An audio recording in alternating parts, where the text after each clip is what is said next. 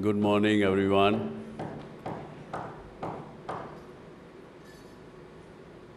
Friends from... Can somebody stop this?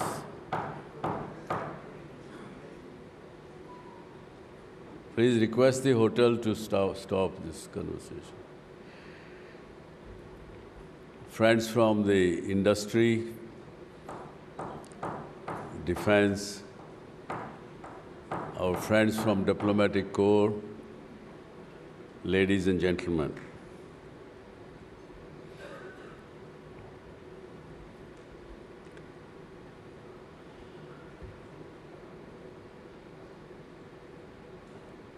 Today, I remember some of the events in the life cycle of right from beginning or before Z was born in 1992.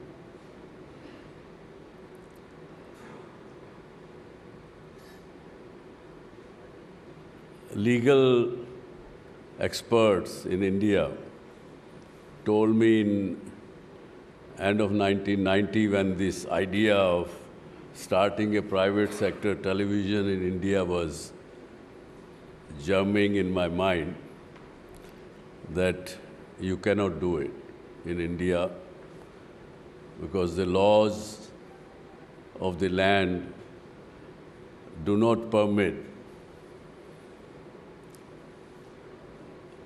private sector television, nor you can download the signal of television from a foreign satellite.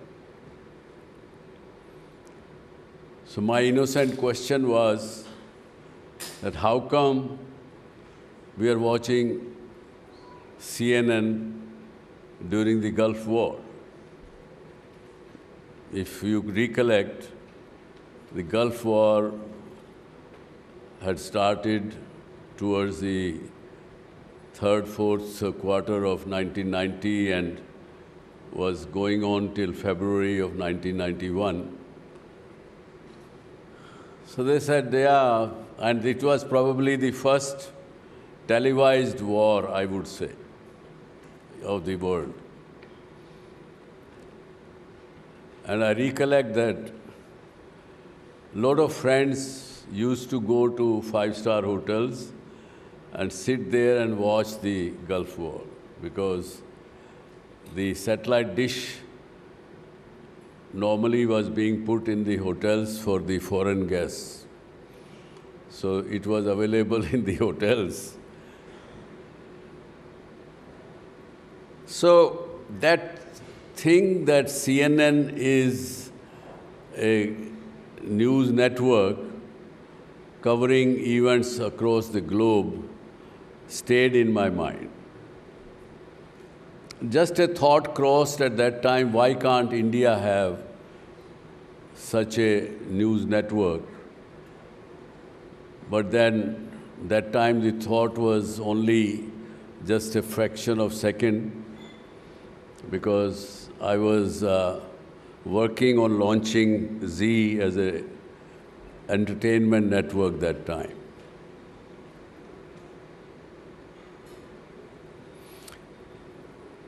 And later on, an event which took place in a hotel just close by, and it was 18th of December 2005, when my friend Raghav Bahal was launching CNN IBN. And that was inaugurated by the then Prime Minister, Dr. Manmohan Singh. And I was sitting with him, chatting with him, and that thought came to my mind, and I told him, sir, we should also have something similar like CNN for India. And he asked me a few questions. And while answering them, I said that CNN was launched in America in 1980 with $1 billion funds from Pentagon.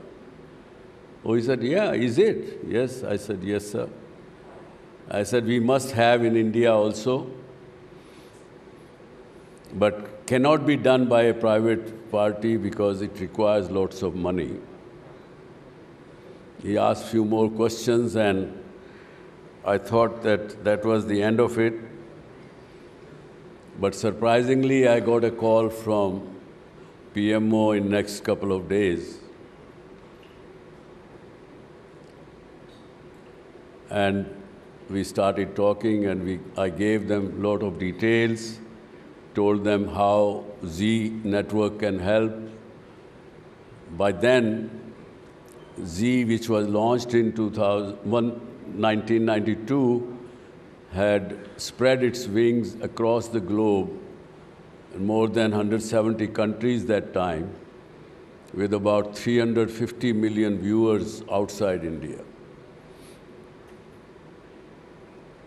And I mentioned to them that it will take about $400 million that time. That time dollar was 45 rupees. I said it will take about 1,500 to 1,800 crore in 3-4 years to establish such a network. And surprisingly, 500 crore was earmarked in the budget of 2007. I don't know how many people know about it.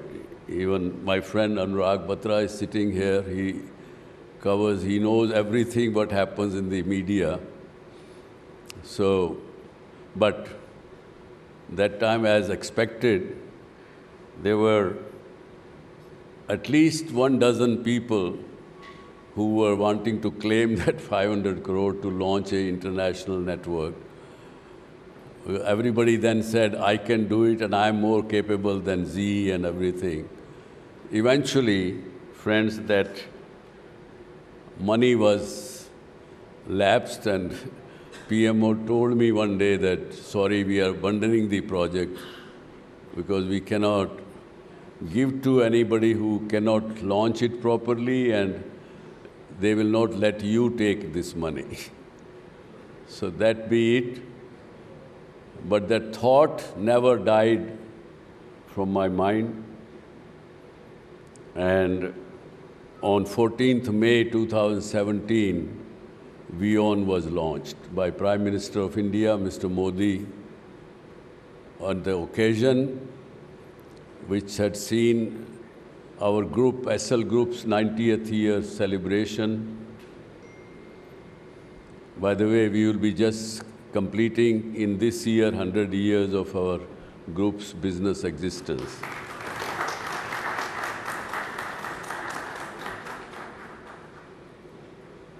So friends, as the name suggests, word is one news. That is how detailed name of WIon is. That has been designed based on the spirit and inspirations from Vasudhaiva Kutumbakam.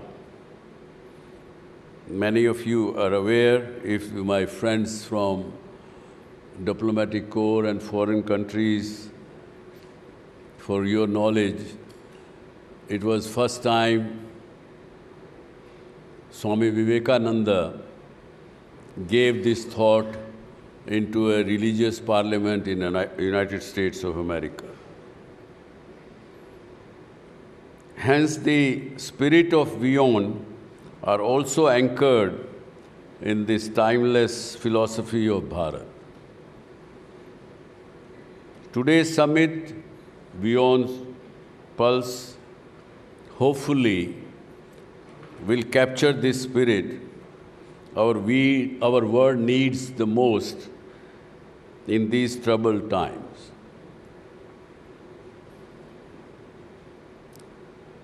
I know that we have a show in WIon which is named as World at War. Though currently we have 3 regions that probably at war, and all the diplomatic members from these three regions are present here today.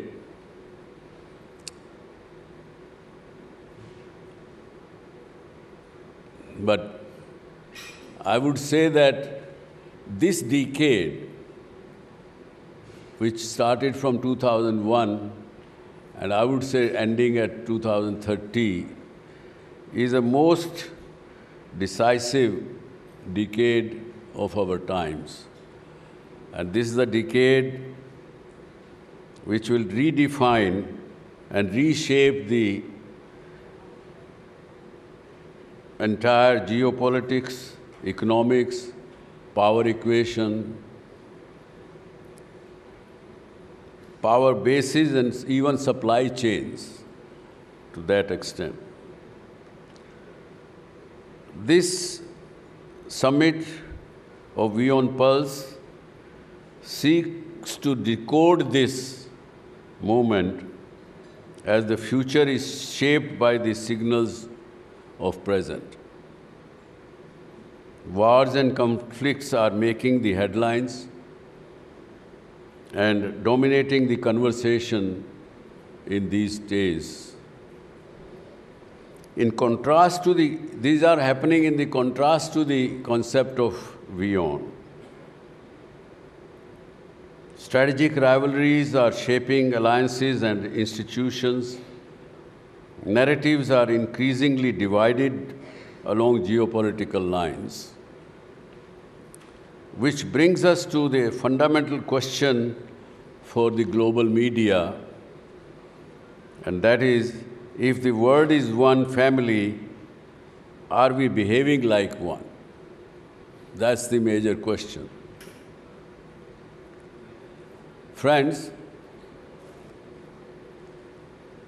India, until the end of 20th century, wasn't a very significant player in the geopolitical narrative, but today it is. No one can ignore the 1.4 billion strong nation, with not only growing its own economy in domestic terms, which is far better than anywhere, most of the countries in the world, but it also playing a decisive role in global economy through its talented pool of human resource. There isn't any large corporation in the world where the Indian talents are not involved. Hence, the governments and the other three pillars of the society will have to keep the flag of the narrative to give centuries ago's Vasudev Kutumbakam a fillip, and that is very much required in today's time. I would say that in such a world, the responsibility of legacy media becomes even more significant. We are living in an era of information overload,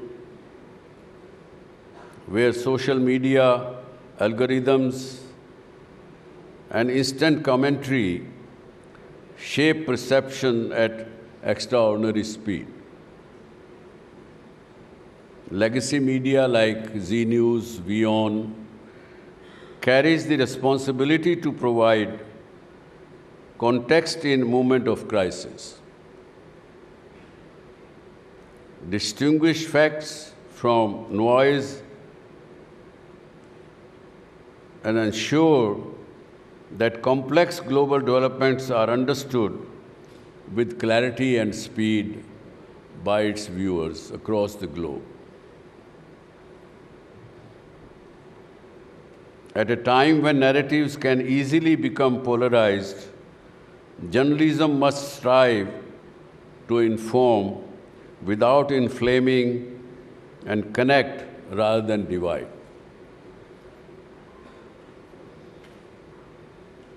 My friends at Diplomatic Corps who are present here, I would say that